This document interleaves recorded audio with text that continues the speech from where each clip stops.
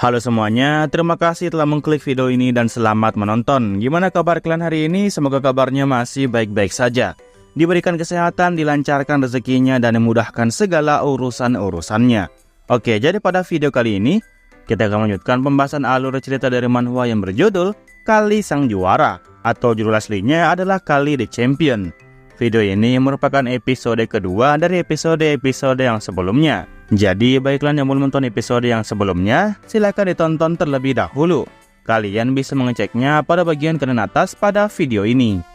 Oke, sebelum masuk ke dalam alur ceritanya, seperti biasa, jangan lupa untuk menyiapkan cemilan ataupun minuman di dekat kalian. Dan kalau semuanya sudah santuy sempurna, yuk langsung saja kita lanjutkan pembahasan alur ceritanya. Dan seperti biasa, intro.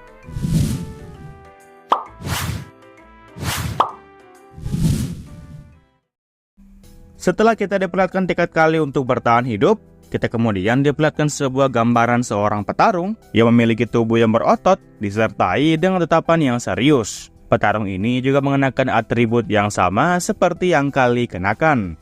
Entahlah apakah ini merupakan gambaran Kali di masa depan nanti, setelah dia berlatih cukup lama untuk menjadi seorang petinju terkuat. Ya, dan itulah awal mula dari kemunculan para petarung. Sebuah pertarungan untuk mengalahkan lawan hanya dengan menggunakan tinju. Pertarungan ini tentu saja membuat para penonton menjadi sangat terhibur, karena terdapat dua orang petinju yang saling menyerang dan bertahan. Ya, rupanya itulah yang Kali atau Kang Tae temukan tentang informasi petarung yang terdapat di dunia ini. Namun, dengan tubuh yang seperti ini, Kali pastinya membutuhkan banyak latihan otot terlebih dahulu. Dan untuk awalannya, Kali memulainya dengan melakukan latihan pada pagi hari. Di sini Kali nampak ngos-ngosan saat menjalani latihannya. Rupanya sang pelatih menyuruh semua peserta untuk melakukan lari pagi bersamaan. Kali sembari berlari dengan kecepatan yang penuh, kemudian mulai mengakui di dalam hati kalau tubuhnya ini sangat mudah sekali untuk hancur. Nah, melihat Kali yang sangat kelelahan, orang di sebelahnya pun kemudian menegurnya dan menyuruhnya untuk berlari lebih lambat. Dikhawatirkan jikalau Kali terus berlari dengan kecepatan yang seperti itu, maka kesadarannya pasti akan menghilang dan dia akan jatuh di lintasan. Namun Kali yang terengah-engah membalas kalau dia masih baik-baik saja. Dia dengan batuk-batuk kembali menegaskan kepada orang tersebut bahwa dia beneran baik-baik saja. Di dalam hati, Kali kembali meyakinkan dirinya. Mau bagaimanapun caranya, Kali harus melakukan segala cara agar dirinya bisa bertahan hidup di dunia ini. Di tempat atau dunia ini, jika seseorang tidak memiliki kekuatan untuk hidup, maka orang tersebut tidak akan bisa alias mustahil untuk bertahan hidup lebih lama. Nah, setelah beberapa waktu kemudian, sesi latihan lari pun akhirnya selesai, dan semua peserta disuruh oleh sang pelatih untuk berhenti berlari. Di sana, Kali nampak masih ingin lari meskipun tubuhnya sudah diambang batas. Dia di dalam hati bahkan mengutuk tubuh barunya ini, karena tidak dapat berlari sesuai dengan yang dia harapkan.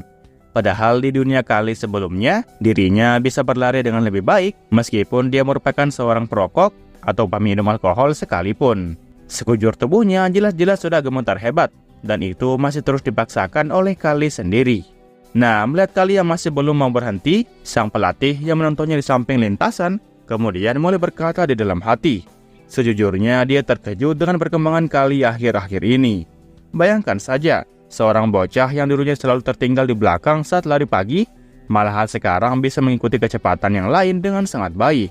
Jika saja dari awal Kali sudah punya tekad seperti ini, maka mereka pastinya tidak akan membiarkan Kali pulang ke kampung halamannya. Di sini, sang pelatih cukup penasaran tentang apa yang sebenarnya terjadi kepada bocah itu. Nah, hal janggal ini tentu saja bukan hanya dipikirkan oleh sang pelatih. Yang lain juga saling bertanya-tanya perihal mengapa Kali yang sekarang sudah bisa berlari dengan penuh semangat. Apalagi setelah dia dihajar habis-habisan saat pula menghadap sang pelatih. Rekannya membalas, kalau bukankah Kali mulai bertingkah sedikit aneh daripada biasanya setelah kepalanya terluka pada waktu itu. Nah, mereka sepertinya masih belum menyadari kalau jiwa Kali yang asli telah tiada. Nah, mendengar perkataan anak itu yang mengatakan sebelumnya bahwa kepala Kali telah terluka, sang pelatih pun meminta penjelasan kepada mereka berdua mengenai hal tersebut. Mereka berdua sontak langsung terkejut saat pelatih Niksar meminta mereka untuk menjelaskannya. Membayangkan bahwa Kali telah dihajar habis-habisan oleh anak-anak yang lain, sang pelatih pun dengan nada yang tegas kemudian bertanya kalau apakah Kali dihajar oleh kelompok yang lain. Salah satu anak itu nampak mengiyakan pertanyaan dari sang pelatih. Dia bilang kalau Kali itu sepertinya telah dihajar lebih parah daripada yang biasanya. Rekannya juga menambahkan bahwa dia sebenarnya sempat mengira kalau Kali sudah mati dari kemarin-kemarin. Soalnya sekujur tubuhnya Kali nampak lebam dan mengeluarkan cairan merah yang cukup banyak, seperti di bagian kepalanya, di bagian hidungnya, dan lain sebagainya.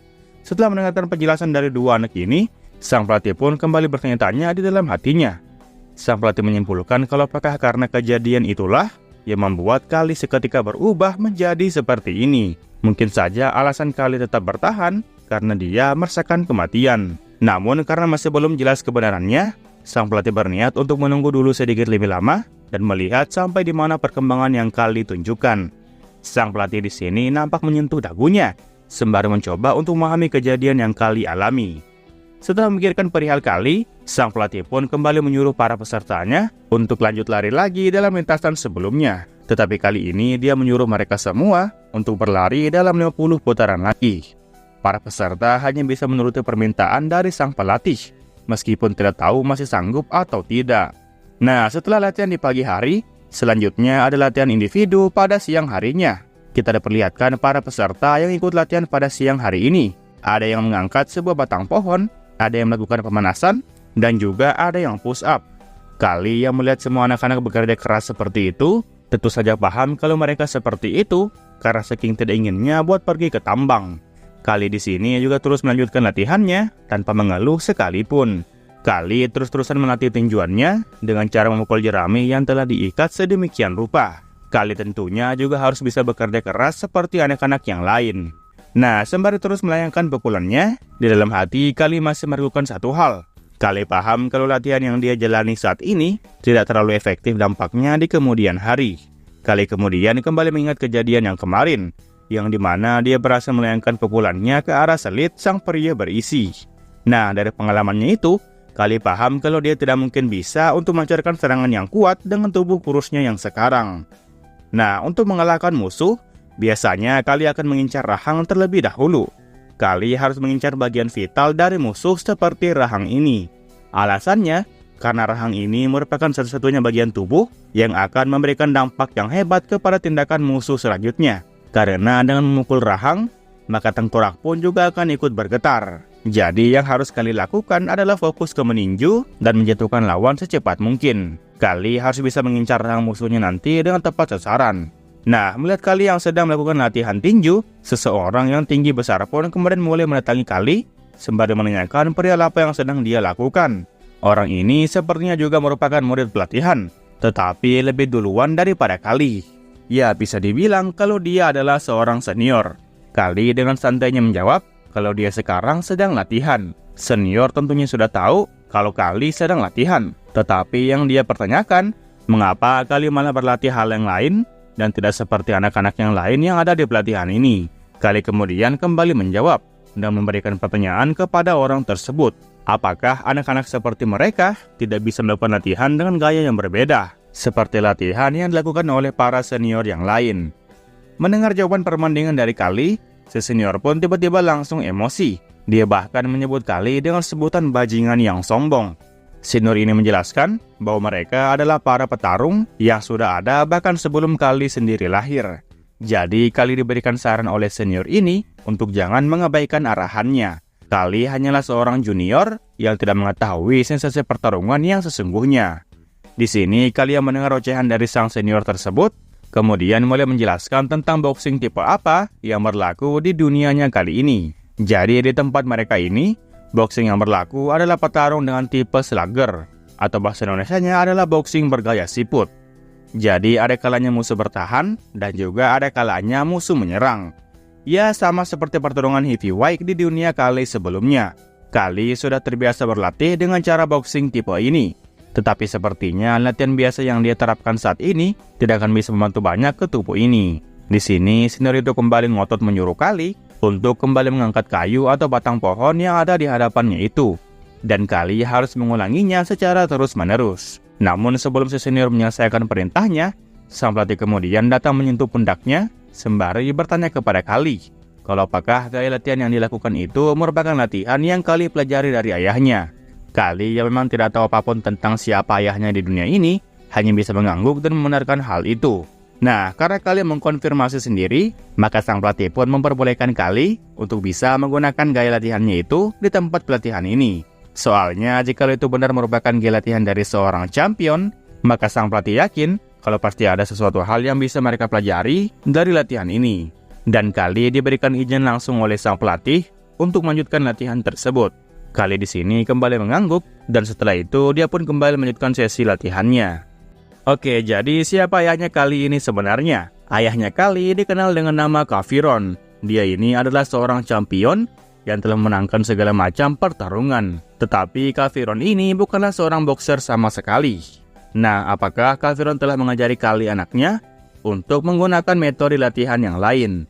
Ya, apapun itu, pastinya Kali telah berubah setelah hari itu terlewati. Sang pelatih memasang wajah penuh kepercayaan dengan tindakan yang Kali lakukan. Dia mengakui kalau Kali saat ini sudah sangat berbeda dari dirinya yang dulu. Kali nampak memberikan serangan uppercut ke arah samsak jerami yang ada di hadapannya. Oke, singkat cerita, pada sore harinya, sesi latihan hari ini pun akhirnya telah usai. Kali nampak bersandar di sebuah pohon sembari menghela nafas panjang. Kali mengaku kalau dia saat ini merasa sangat lelah. Jujur, Kali tidak bisa menahan rasa lelah ini karena dia memang mempunyai tubuh yang lemah.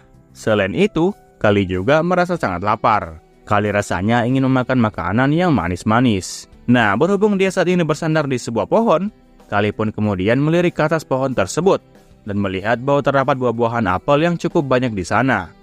Kali juga tidak menyangka kalau pohon yang dia sandari saat ini adalah pohon apel. Nah, karena dia sudah sangat lapar, Kali pun memanjat pohon apel tersebut dan mengambil salah satu buahnya. Setelah itu, dia pun memakannya dengan lahap. Kali yang sudah merasakan kesegaran dari apel yang telah dia makan, seketika merasa kembali hidup. Namun karena Kali belum turun dari atas pohon, seseorang pun kemudian berteriak kepadanya dan bertanya perihal apa yang Kali lakukan di atas sana. Kali tentunya sontak terkejut di saat seseorang berhasil memergokinya. Nah, saat Kali memandang ke arah bawah, ternyata orang yang menegurnya itu merupakan seorang gadis yang mempunyai rambut berwarna merah. Di dalam hati Kali bertanya-tanya, kalau apakah gadis itu merupakan gadis bangsawan. Gadis tersebut nampak menyilangkan kedua tangannya sembari menatap Kali dengan wajah yang tidak senang. Nah, karena Kali takut menjelaskan perihal apa yang dilakukan, gadis itu pun kemudian memakluminya. Dan sekarang menyuruh Kali untuk mengambilkan satu apel itu untuk dirinya. Setelah itu, Kali pun diperbolehkan untuk turun dari atas pohon apel tersebut. Gadis ini rupanya ingin makan apel itu juga. Kali kemudian mengambilkan satu untuknya, dan setelah itu dia pun turun berlari ke arah gadis tersebut. Kali meminta kepada gadis ini untuk menerima apel yang telah dia petik. Nah, setelah menerima apel itu dari tangan Kali, gadis itu pun kemudian mencicipinya sambil menutup mata.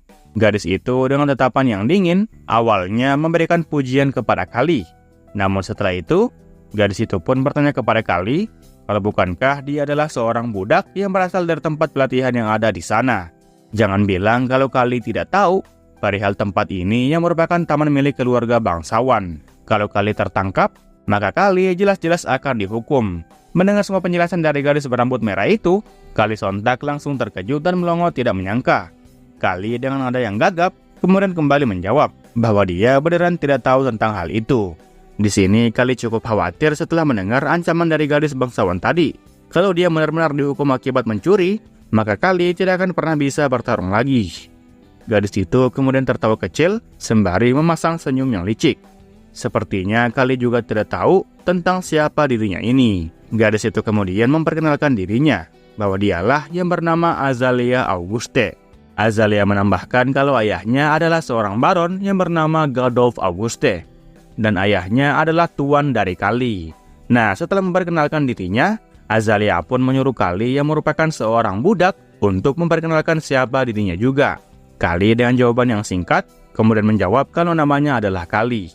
Setelah mengetahui nama dari bocah berambut kuning ini, Azalia pun memberitahu Kali bahwa dia akan berpura-pura seakan tidak melihatnya mencuri pada hari ini. Karena Kali sudah berbaik hati memetikkan satu buah apel ini untuk dirinya. Namun kalau setelah ini Kali malah tertangkap basah lagi, maka Azalea sendirilah yang akan menghukum Kali.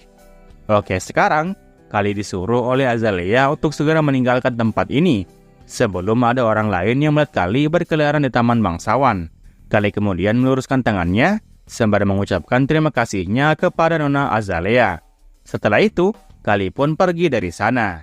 Sejujurnya, di dalam hatinya Kali saat ini, dia sangat khawatir. Hampir saja dia mendapatkan nasib yang buruk karena berani menginjakkan kakinya di taman bangsawan ini. Sementara itu, Azalea di belakang hanya melihat Kali yang berlari menjauh. Azalea berkata di dalam hati bahwa bocah itu mempunyai tubuh yang kecil. Dia terlihat lemah untuk seorang budak yang menggeluti dunia boxing. Azalea kemudian melihat apel yang telah diberikan kepadanya tadi, sembari mengucapkan nama Kali. Setelah itu, dia pun makan apelnya kembali dan menyebut nama Kali sekali lagi. Oke lah, mungkin sekian alur cerita manhwa kali ini. Jangan lupa untuk meninggalkan jejak di video ini berupa komentar dan juga like-nya. Oke, terakhir nama gua Rusdi. Sampai jumpa di video berikutnya. Assalamualaikum.